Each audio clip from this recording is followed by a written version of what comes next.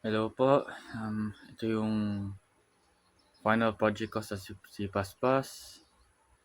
Tapos itong scenario is about si Bob. Tapos yung calculation niya tsaka yung calculation o much more much more efficient calculation.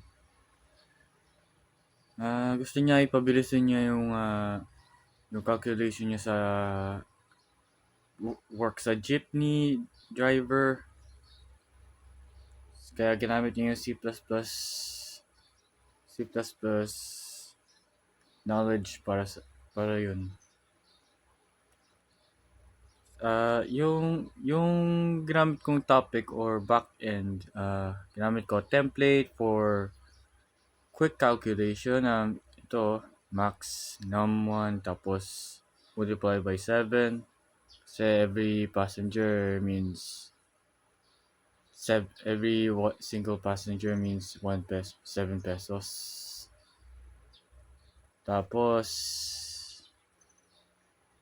yung catch and throw is for inputs.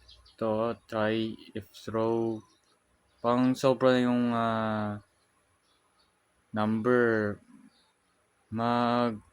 magka-catch siya. Tapos yung gotos CLS, system CLS, tapos lots of else's. Yeah. Tapos ito na yung work. Okay, tingnan natin yung errors first. 40. Tapos also only yes yung correct answer dito sa pag-retry sa overload. The others are else. So tingnan mo. N. So return 0.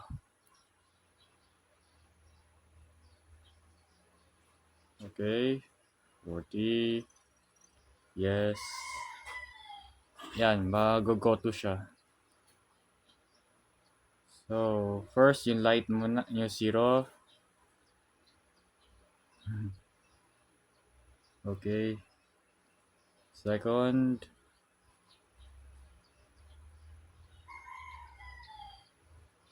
I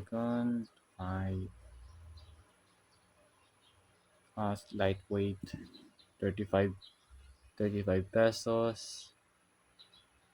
5 and 7 trips.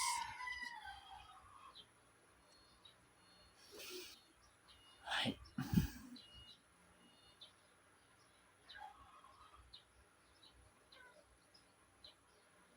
15 moderate. Bob has earned 105 pesos in this particular trip. Hoorah! Normal weight 4 to 6 trips. Also, yung total of trips ni Bob is 8. Yun lang.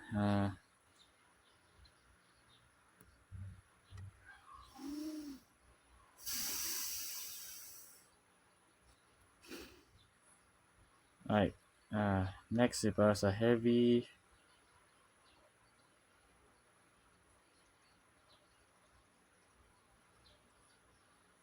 $20. Slow, heavyweight. Tapos 3 and 5 trips left. Tapos yung secret, 21.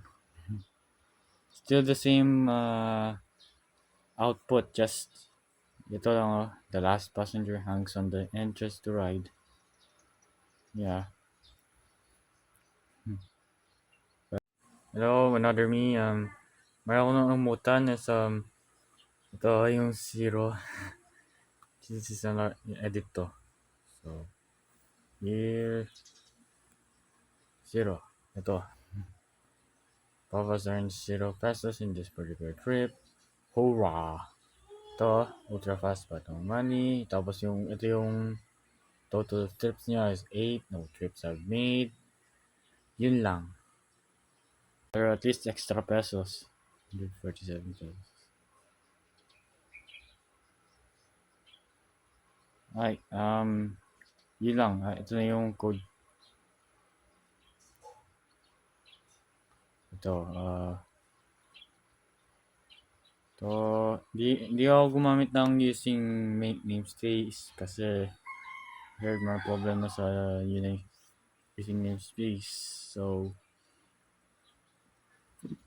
para ma-learn ako to use uh, much more advanced, yun, I think.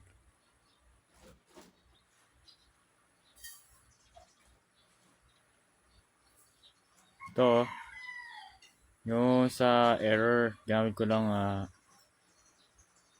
if, tsaka else lang. Si Kotobochi o return, at sa else is return 0. So, kahit nung wrong answer sa retry is no, is mag-return 0 or end system CLS.